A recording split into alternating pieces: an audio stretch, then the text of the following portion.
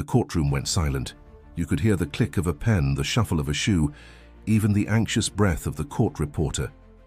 Judge Amy Coney Barrett raised her eyebrows, glanced down at the man standing alone at the defense table, and asked, almost with a smirk, "Mr. Willis, are you certain you wish to proceed without counsel?" Bruce Willis didn't flinch. He adjusted his collar, eyes locked on the judge, and replied in a gravelly voice, "Yes, Your Honor, I'll represent myself." Gasps rippled through the gallery. From the prosecution table, Assistant U.S. Attorney Carla Mendoza let out an audible sigh.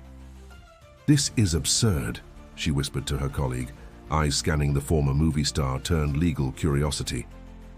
Amy Coney Barrett leaned forward slightly, fingers interlocked. "Mr. Willis, this court recognizes your right to self-representation, but I strongly advise against it. This is a federal court, not a movie set." Bruce nodded, slowly. "Understood." The judge's tone shifted. "Very well. Let's begin." This wasn't supposed to be a spectacle. It was a closed-door preliminary hearing regarding Willis's alleged violation of a Whistleblower Protection Act, a complicated case buried in corporate documents, timelines, and procedural nuance. No jury, no cameras. And yet the name Bruce Willis carried its own gravity. When the government accused him of breaching a non-disclosure clause tied to defense contracts he'd helped expose, most assumed he'd settle quietly. Instead, he refused. And now, he stood before one of the most recognized legal minds in the country, challenging the system without a single lawyer at his side. Mendoza rose to deliver the opening statement. She was sharp, articulate, and methodical. She painted Bruce as reckless, driven by ego, and dangerously uninformed about what he'd leaked. She backed her claims with statutes, memos, and precedent. Then it was Bruce's turn. He walked to the podium, placed a thick manila folder on the wooden surface, and paused. "I'm not here to charm anyone," he began. "I'm not here because I think I'm above the law. I'm here because the people who broke the law are pretending they're above it." There was a shift in the room, subtle but real. He opened the folder and pulled out a single page. "This memo," he said, holding it high, dated February 9th, 2023, proves that the executive board was warned internally about environmental violations linked to Project Arrow. I didn't hack anything. I didn't leak to the press. I testified to a Senate subcommittee behind closed doors, just as the law allows." Judge Barrett leaned back, her fingers no longer interlocked. Bruce continued. "What I exposed wasn't company gossip. It was a public health risk. It was buried evidence. And now the company, with deep political connections, is trying to punish me for doing what our laws encourage, telling the truth." He flipped to another page. Title 5 of the U.S. Code, Section 2302. The Whistleblower Protection Act doesn't just cover federal employees. It covers contractors who report violations in good faith. I did exactly that, Mendoza objected. "Your Honor, the defendant is misinterpreting the statute," but Barrett raised a hand. Overruled. She looked down at Bruce again. No smile now, just curiosity. Bruce lowered his papers. "I may not have a law degree, Your Honor, but I've read every page related to this case, twice. Outside, protesters held signs. Some mocked him, some praised him. Inside, something had shifted." The judge tapped her pen once, then spoke softly. "Mr. Willis, please continue." And just like that, the game had changed. By the second day, the mood in the courtroom was tense but charged. Gone was the air of novelty that had accompanied Bruce Willis's surprise decision to represent himself. What remained now was something heavier: respect, skepticism, and a lingering question. What does he know that we don't? Carla Mendoza adjusted her jacket and approached the witness stand. "Mr. Harris," she said, addressing the compliance officer for the defense contractor involved, "is it true that Mr. Willis signed a confidentiality agreement upon joining the advisory board?" "Yes," Harris replied, his voice steady. "Standard protocol for consultants on federal projects. And that agreement explicitly stated that disclosure of internal data—" "Objection," Bruce cut in, rising to his feet. "She's leading the witness and mischaracterizing the nature of the agreement. Judge Barrett raised an eyebrow. Sustain. Rephrase, Ms. Mendoza. Bruce sat again, nodding slightly, as if affirming to himself that this wasn't arrogance, it was defense. Calm, measured defense. Mendoza narrowed her eyes. Mr. Harris, what kind of information was Mr. Willis prohibited from disclosing? Proprietary technical data, project budgets, personnel logs, and any sensitive information related to government compliance reviews. Bruce scribbled a note to himself, then stood as Mendoza wrapped up. Your witness, she said curtly, walking back to her table. Bruce walked slowly toward Harris, his expression unreadable. Mr. Harris, did you ever personally show me the whistleblower clause included in my contractor onboarding paperwork? I don't recall, Harris admitted, but it's standard in all contracts. Bruce nodded. Sure. But you're saying you don't specifically remember reviewing it with me. No, I don't. Bruce picked up a binder from the defense table and flipped to a tabbed section. This is a copy of my onboarding checklist. It has your initials next to each briefing section, but interestingly, the whistleblower rights portion is blank. No initials, no timestamp. He handed it to the clerk, who passed it to the judge. Judge Barrett reviewed it quietly, lips pursed. Bruce turned back to the witness. Would it be fair to say that if a clause wasn't properly reviewed or acknowledged, its enforceability could be disputed? Harris hesitated. That's possible, yes. Bruce's voice remained calm. And wouldn't the company's failure to explain whistleblower protections mean that I may have acted under a reasonable belief that I was simply fulfilling a civic duty? Mendoza shot to her feet. Objection. Calls for a legal conclusion. Barrett nodded. Sustained. Bruce smiled faintly. Withdrawn, Your Honor. He looked back at the witness. One last question, Mr. Harris. Did you or anyone at your company report the environmental violations to the Department of Energy before I testified? No. No further questions. Bruce returned to his seat without another word. For a long moment, no one moved. Judge Barrett glanced down at her notes, tapping her pen thoughtfully. The gallery remained silent. No coughs, no whispers. Even Mendoza stared forward, blinking slowly. Barrett finally spoke. Let's take a 10-minute recess. Bruce leaned back in his chair and exhaled, only now aware of how tightly he'd been gripping his pen. As the courtroom emptied, a young law clerk approached him. Mr. Willis, she said softly, that was, impressive. He offered a half smile. Thanks. You really learned all that on your own?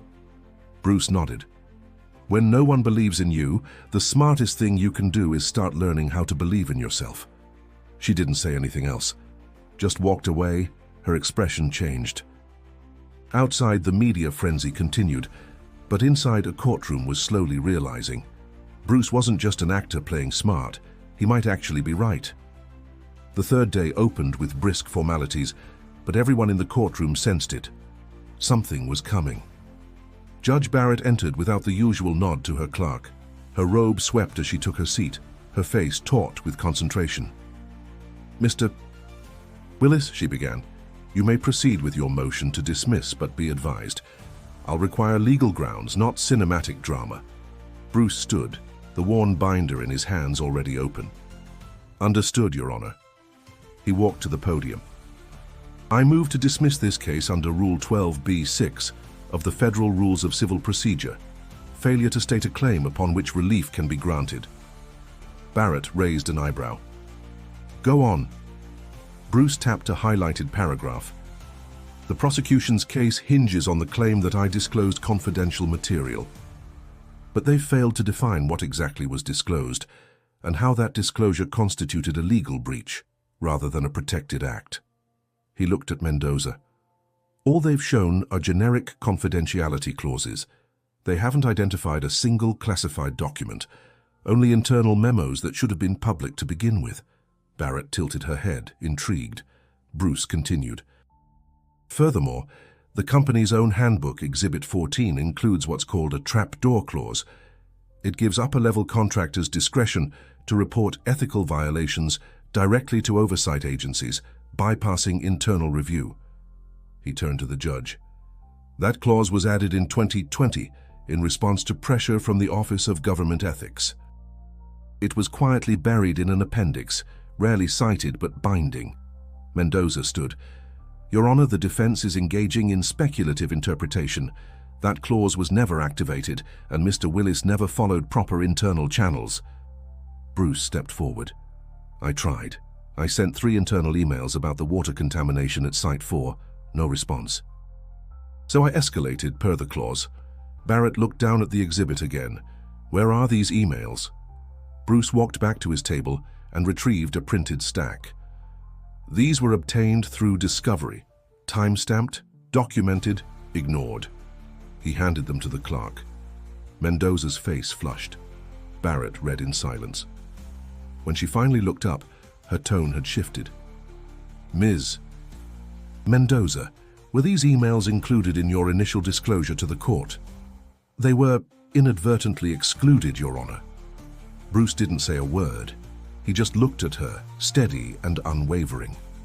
Barrett exhaled. We'll take a 30-minute recess. When we resume, we'll hear arguments on the motion. As the judge left, Bruce sat slowly. His hands trembled just a little. For all his confidence, he knew what was happening here wasn't a movie script. It was a legal knife fight, and every word had weight. Mendoza leaned into her team, whispering furiously. Papers shuffled, strategies rewrote themselves. Bruce glanced toward the back of the room. Sitting quietly was a man in a navy blue suit, Senator Holloway, chair of the subcommittee Bruce had once testified before. Their eyes met. The senator gave a subtle nod. It didn't feel like support, it felt like warning. Outside, headlines began to shift.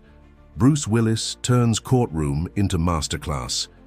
Judge Barrett caught off guard by legal maneuver. Whistleblower or wildcard? Bruce rubbed his temples. The pressure was building, but the truth was clear. He hadn't come to win sympathy. He came because if he lost, the next person like him wouldn't stand a chance. The court reconvened. Barrett adjusted her glasses and looked at Bruce. You may proceed with your closing argument on the motion, Mr. Willis. He stood again, spine straight. Your Honor, he began, the law should never punish someone for refusing to stay silent when lives are at stake. And with that, the silence returned. Judge Barrett's gavel struck once. Motion to dismiss is denied, she said, her voice crisp. However, the court acknowledges the defense has raised substantial questions regarding procedural failure by the prosecution. We will proceed to evidentiary hearing. Bruce nodded once, no outburst, no show of frustration. He had anticipated the ruling.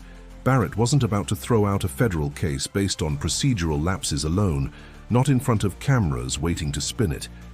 But something had shifted. He could feel it. Back at the defense table, Bruce flipped through his notes. His next move wasn't dramatic, it was technical, dry, but it mattered. He called his next witness, Angela Reed, a former safety consultant who'd resigned from the company 2 months after Bruce went public. She took the stand, eyes sharp behind rimless glasses. Mendoza leaned forward, already prepared to object to half of what might be said. Ms. Reed, Bruce began, can you confirm you were present during environmental testing at Site 4 in early 2023? I was, she replied.